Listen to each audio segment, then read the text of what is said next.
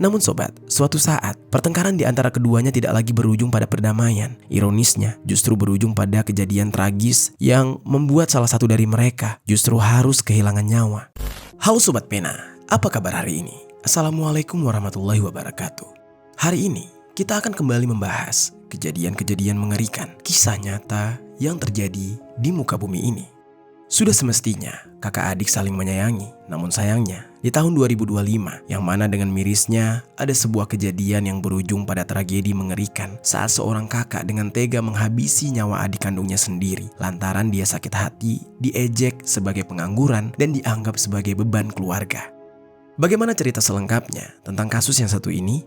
Langsung saja kita bahas di Kata Pena.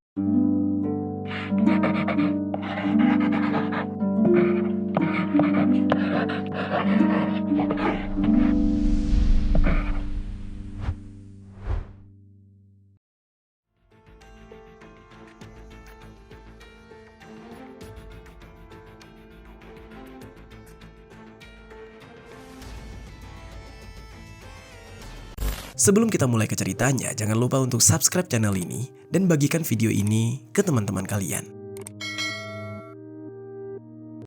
Cerita ini dibuat berdasarkan berita yang sudah beredar dan diterbitkan oleh beberapa media publik yang aku sajikan dan aku rangkum dalam bentuk alur cerita. Kita mulai ceritanya. Sobat, keluarga mana yang tidak menginginkan hidup damai, sejahtera, dan penuh kasih sayang? Namun sayangnya, tidak semua keluarga beruntung. Sering sekali permasalahan ekonomi kerap menjadi sumber permasalahan di dalam keluarga.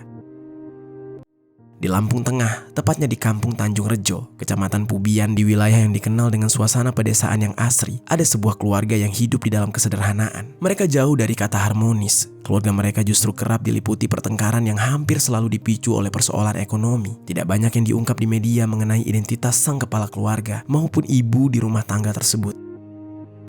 Namun diketahui, dua anak di dalam keluarga itu bernama Lambang Adi Saputra. Di saat itu dia sudah berusia 27 tahun dan adiknya Anggun Al-Muazzam berusia 24 tahun. Mereka berdua paling sering bertengkar. Di media juga tidak dijelaskan secara detail mengenai latar belakang kehidupan kakak beradik ini. Namun yang jelas, Anggun sang adik justru menanggung beban paling berat di dalam keluarga itu. Karena Anggunlah yang memikul tanggung jawab sebagai tulang punggung keluarga. Padahal dia justru sang adik, bukan kakak, yang mana seharusnya kakaklah yang mengayomi adik-adiknya.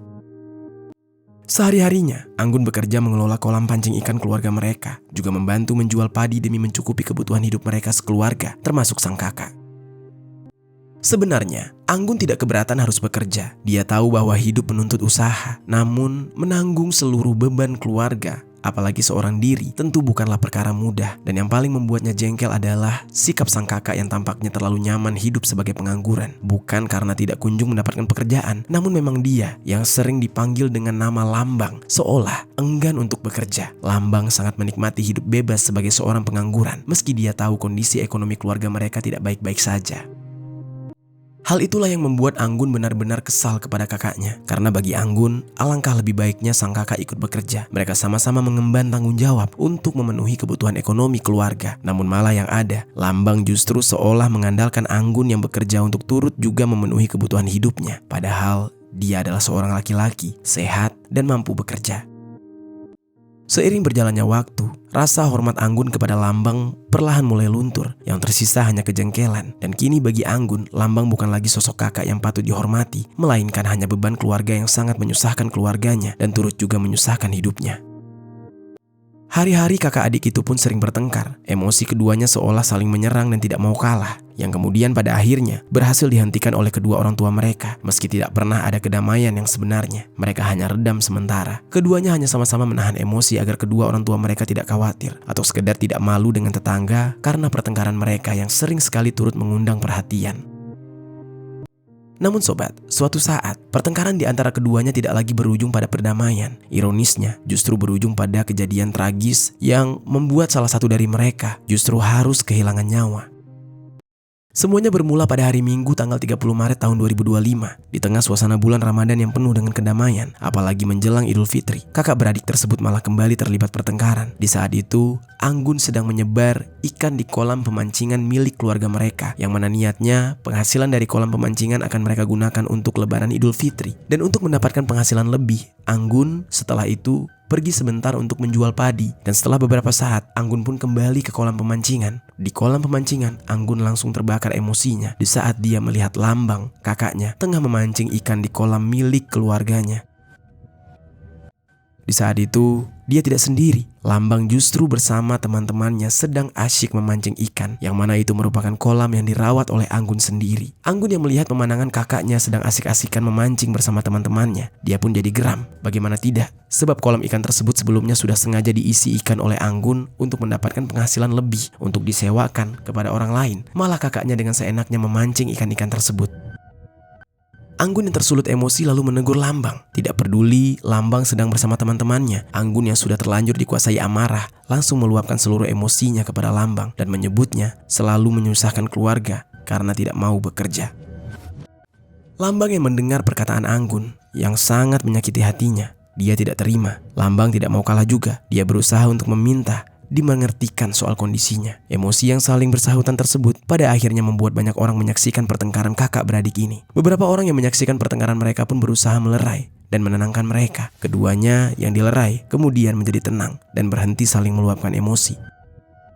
Kendati demikian sobat, bukan berarti mereka benar-benar mau menghentikan pertengkaran, karena pertengkaran mereka dilanjutkan di rumah dengan emosi yang jauh lebih berkecamuk lagi. Anggun yang sudah tidak dapat menahan rasa sakit hatinya terhadap kakaknya tersebut terus langsung menumpahkan segala emosinya. Anggun di saat itu membandingkan usahanya demi menafkahi keluarga, yang mana sedangkan sang kakak, Lambang, justru hanya bermalas-malasan dan dia menyebut Lambang sebagai beban keluarga. Meskipun apa yang dikatakan oleh Anggun itu benar, namun anehnya Lambang justru tidak pernah terima jika disebut sebagai beban keluarga. Lambang yang mendengar lagi-lagi sang adik menyebutnya sebagai beban keluarga, lantas tidak mau kalah. Dia ingin meluapkan amarahnya dengan segala sesuatu yang tidak masuk akal. Pertengkaran di antara mereka di saat itu pun lebih mencekam lagi dari sebelumnya, membuat kedua orang tua mereka sangatlah khawatir dan terus berusaha melerai keduanya, berusaha menenangkan kedua anak mereka yang tengah bertengkar hebat. Keduanya yang dilerai, dipisahkan, kemudian menghentikan pertengkaran mereka. Namun, hal itu bukan berarti emosi mereka lantas mereda, karena justru yang ada, emosi mereka seolah kian mendidih. Terutama Anggun yang di saat itu melampiaskan kekesalannya dengan melempar putung rokok ke arah wajah Lambang, kakaknya. Lambang yang dilempari putung rokok, dia pun emosi meledak-ledak sehingga keduanya kembali bertengkar dengan saling menantang. Anggun yang sudah dikuasai emosi, dia pun kemudian gelap mata sambil mengambil sabit lalu mengancungkan senjata tajam tersebut ke arah kakaknya. Lambang yang tidak terima diacungkan senjata tajam, dia pun di saat itu ketakutan dan buru-buru merebut senjata tajam tersebut dari tangan Anggun. Namun Anggun yang masih dikuasai emosi tidak pernah mau mengurungkan niatnya untuk menyerang kakaknya, yang membuat dia benar-benar kesal dan sakit hati. Anggun yang senjatanya sudah direbut lalu tidak menyerah. Dia kembali mencoba mengambil senjata tajam lainnya. Anggun pun di saat itu mengambil sebilah golok dan tanpa pikir panjang, dia langsung menyerang Lambang dengan golok di tangannya dengan berpikir kalau Lambang sudah memegang sabit, maka semuanya akan imbang. Lambang yang diserang dengan golok pun berusaha menghindar. Lambang yang juga merasa ketakutan berusaha mempertahankan diri dengan menyerang adiknya dengan sabit yang sebelumnya berhasil dia rebut dari Anggun. Seolah kesetanan dengan begitu brutalnya, sabit di tangannya diayunkan ke kepala Anggun dengan begitu kuat, yang mana rupanya tepat mengenai di kepala belakang Anggun sebelah kanan, tepatnya di atas telinga. Akibat sabetan sabit tersebut, kepala Anggun pun bocor dengan luka menganga yang begitu mengerikan. Dagingnya sampai terlihat dan mengucurkan cairan merah yang begitu banyak. Anggun yang mendapati kepalanya bocor merasa kesakitan dengan sangat hebat. Lambang sang pelaku yang sudah menyebabkan kekacauan ini seketika panik. Meski dia sangat kesal dengan sang adik, Lambang tidak ingin jika terjadi sesuatu terhadap adiknya, karena dia takut apabila terjadi sesuatu maka dialah yang harus bertanggung jawab. Lalu, singkat cerita, bersama kedua orang tua mereka, Anggun yang semakin lemah kemudian dengan rasa panik dibawa ke klinik terdekat dengan menggunakan sepeda motor. Sesampainya di klinik, selama di sana tidak banyak yang bisa dilakukan oleh petugas medis di klinik. Ditambah Anggun juga menunjukkan gejala yang memprihatinkan. Salah satunya Anggun juga muntah-muntah sebanyak 2 kali, sehingga akhirnya Anggun pun dirujuk ke rumah sakit Az-Zahra Kalirejo. Sesampainya di rumah sakit, Anggun langsung diberikan perawatan. Namun malang nasibnya, Keesokan harinya di saat orang-orang bersuka cita menyambut Lebaran Idul Fitri, keluarga mereka malah diterpa duka yang mendalam karena Anggun rupanya dinyatakan tidak bisa bertahan. Kondisinya semakin parah dan dia pun meregang nyawa. Tangis keluarga pecah di saat itu. Tidak bisa terbendung, mereka masih tidak percaya bahwa pertengkaran di antara kakak beradik yang seharusnya bisa diselesaikan dengan perdamaian, malah kali ini justru berubah menjadi tragedi yang mengerikan, merenggut nyawa salah satu dari mereka, yaitu Anggun. Setelah itu, jenazah Anggun pun lalu dibawa pulang oleh pihak keluarga. Tangisan dan ratapan menyelimuti rumah duka saat Anggun disemayamkan, yang kemudian jenazah Anggun dimakamkan secara layak dengan penuh duka. Kabar soal meninggalnya Anggun pun langsung menyebar luas. Alasan mengenai kematian Anggun pun sudah menjadi rahasia umum. Warga juga ikut terkejut dan merasa geram, terlebih karena pelakunya, yaitu Lambang, masih berkeliaran bebas di rumahnya. Banyak warga, yang terutama tetangga terdekat, mulai mempertanyakan keadilan. Beberapa bahkan juga mengaku takut jika ada seorang pelaku kriminal di tengah-tengah kehidupan mereka, sehingga mereka pun juga berusaha membujuk keluarga korban untuk menyerahkan pelakunya ke pihak kepolisian. Namun mungkin sulit bagi keluarga korban untuk menyerahkan anak mereka ke polisi setelah mereka juga baru kehilangan anak mereka yang lain di dalam tragedi ini. Sehingga warga pun mau tidak mau melaporkan kejadian tersebut kepada pihak kepolisian sendiri, yang kemudian pihak kepolisian juga turut melakukan langkah persuasif dan juga kepada orang tua pelaku agar mereka ikhlas menyerahkan anak mereka untuk menerima hukuman yang semestinya atas perbuatannya yang sudah menghabisi nyawa orang lain. Lalu sobat, upaya pihak kepolisian pun kemudian membuahkan hasil. Pelaku yang menyadari jika perbuatannya terhadap sang adik sudah sangat keterlaluan, ingin mempertanggungjawabkan perbuatannya. Kedua orang tua pelaku pun turut ikhlas jika anak mereka harus mendekam di dalam penjara demi menebus kesalahannya. Sehingga pada hari Kamis tanggal 10 April tahun 2025, kedua orang tua Lambang mengantarkan Lambang ke Polsek Padang Ratu untuk menyerahkan dia ke sana. Saat diinterogasi, Lambang dengan menyesal mengakui perbuatannya. Lambang mengaku sudah menghabisi nyawa korban, yaitu adik kandungnya sendiri, dengan sebilah sabit. Di hadapan polisi, Lambang juga menjelaskan secara detail bagaimana kronologi kejadiannya, termasuk kondisi di dalam keluarga mereka yang membuat dia dan adiknya kerap bertengkar. Lambang mengaku bahwa dia selama ini tidak bekerja alias menjalani hari-hari sebagai pengangguran. Sementara korban yang merupakan adiknya bekerja sendirian, menjadi tulang punggung keluarga. Adiknya yang merasa lelah menanggung beban sendirian pun kerap kali mendesak Lambang untuk bekerja. Saat dia tidak kunjung juga bekerja, adiknya yang geram jadi kerap meluapkan kekesalannya dengan menyebut dia sebagai beban keluarga. Hal itu sangat menyakiti hati Lambang. Karena permasalahan ekonomi, dia dan adiknya pun kerap bertengkar. Jika sebelumnya pertengkaran mereka bisa diselesaikan, namun puncak emosi di antara mereka berdua saat terakhir kali mereka bertengkar membuat mereka gelap mata, terutama Lambang yang ingin melakukan tindakan yang di luar batas.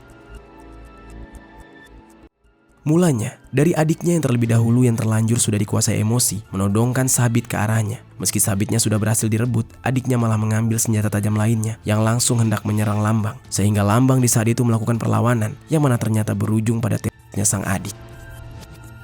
Atas perbuatannya, Lambang harus menerima konsekuensi hukum yang berat. Lambang kini terancam hukuman penjara yang tidak sebentar. Proses hukum pun mulai berjalan dan status Lambang perlahan berubah menjadi sekedar pelaku di dalam cerita keluarga, menjadi tersangka dalam kasus pidana. Lambang dijerat dengan dugaan tindak pidana kekerasan dalam rumah tangga yang mengakibatkan korbannya meninggal dunia, sebagaimana dimaksud di dalam pasal 44 ayat 3 Undang-Undang Nomor 23 Tahun 2004 tentang penghapusan kekerasan dalam rumah tangga, atau pasal 351 ayat 3 Kitab Undang-Undang Hukum Pidana KUHP, yaitu penganiayaan yang mengakibatkan kematian dengan ancaman hukuman maksimal 15 tahun penjara. Itu dia sobat, kisah dari Anggun yang harus berakhir di tangan kakak kandungnya sendiri yang bernama Lambang karena pertengkaran, persoalan Lambang yang masih menganggur. Apa pelajaran yang bisa kita ambil dari kisah ini? Oh iya sobat, aku pengen ngasih tahu ke kalian, Kata Pena tergabung di dalam program YouTube Shopping Affiliate. Nah, buat kalian yang sedang mencari barang-barang yang menarik dan keren, aku punya beberapa rekomendasi produk untuk kalian. Kalau tertarik, langsung saja klik link produk di pojok kiri bawah untuk pembeliannya.